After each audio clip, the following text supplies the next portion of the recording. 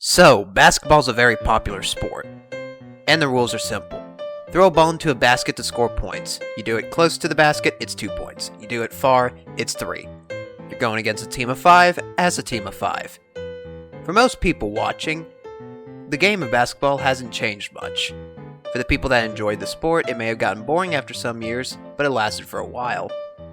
Now, why do I bring up basketball, an activity I barely even know about, to talk about competitive video games? Imagine basketball as a video game. No, not this cash cow. Imagine if every 3 to 4 months or so, you had to add something new.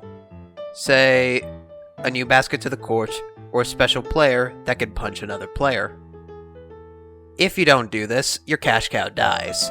This is the Achilles heel to video games in general compared to traditional sports. The learning curve and ceiling in-game is much shorter.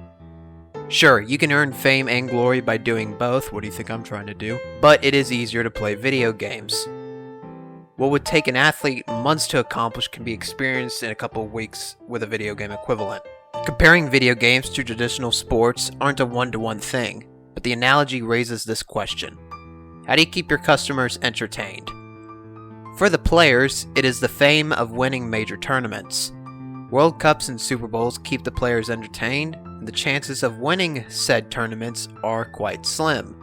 So the content of the game can be artificially inflated without players catching on. In the event that they do win, they could do it again for even more prestige. Competitive games do not work like this. While games such as Overwatch, Siege, League of Legends, and others have tournaments, sometimes with a boatload of cash, games are generally not supported by their competition, but by their fans. This is one thing that both video games and sports do have in common. If fans start to revolt, your profits will go down, and if that goes on for too long, you're out of business. Sports managers and players have to watch what they say and what they do so as to not dirty the reputation of their team or sport. Gaming developers must do this and keep the game in a good state. Obviously, they have to keep on top of the netcode. Can't do much if your game isn't working half the time. Next step is balancing the life of the game and new content. Neglect one and eventually your reputation starts going down the drain. The issue is that both these principles inherently contradict each other. If you add something underpowered, your player base calls it useless content, and your reputation in game suffers. Add something powerful and not enough time to balance it, same effect. Do this enough times and your game will start to decay. If you do nothing notable, your game will also decay. It is an art to keep the balance between the well-being of the game and new content. Well, some companies develop around this issue, some learn it eventually, some don't at all. Take Rainbow Six Siege as an example. At its release, the only operator that could deal with reinforced walls was Thermite. Eliminate him and reinforced walls were impenetrable. Now you have 4 operators that can deal with reinforced walls, sometimes even better than Thermite. This has fundamentally changed the relation between reinforcements and the gameplay.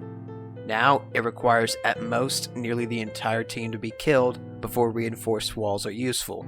This is not to criticize the gameplay of Siege, nor any example listed here, but it's to show what happens when you combine time with a live service.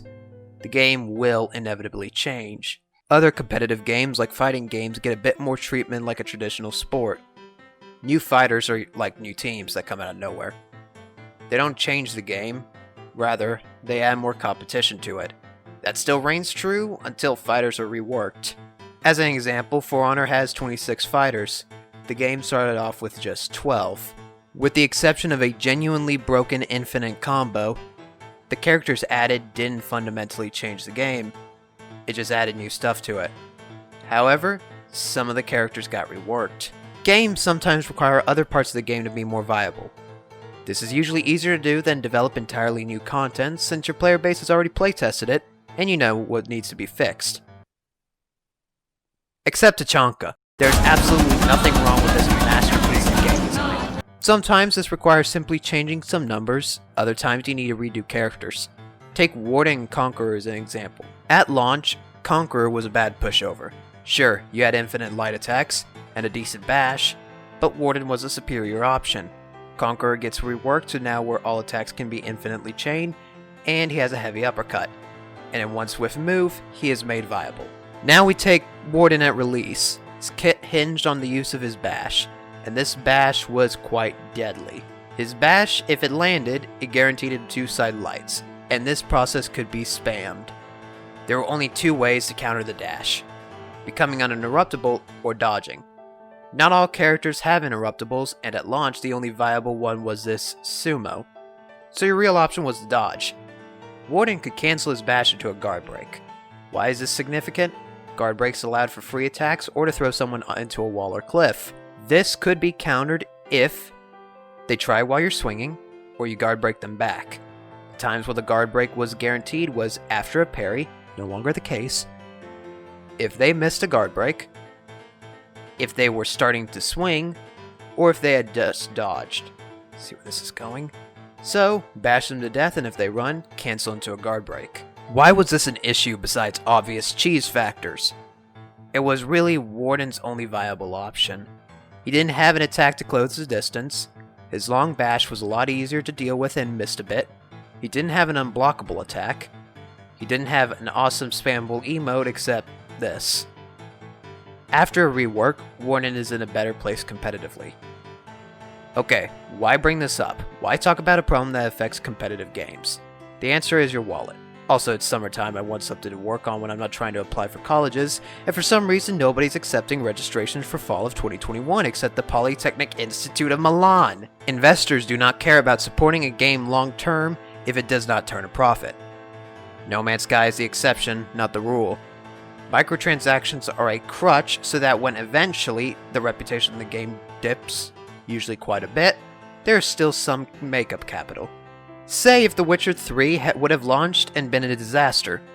All eggs in one basket philosophy plays out, and you wouldn't be able to customize your crotch in Cyberpunk, since the budget wouldn't be there, and possibly the company. This is why games push the cash shop down everyone's throat in the initial launch of a game. The company is trying to get as much cash as possible before the scheme eventually collapses, and with games that are supported for a while, collapse is inevitable. It's not just a gaming issue though, time plus power equals trouble for everyone involved. Like Dutch tulips. So what can gaming companies do other than not screw up? Not much. Eventually they're going to make mistakes, sometimes huge ones, and the only thing that keeps the game afloat are all the content creators and dedicated player base still shoveling water out of a sinking ship, sometimes by the ton. Anyway, I'm Ash Awesome. Bye.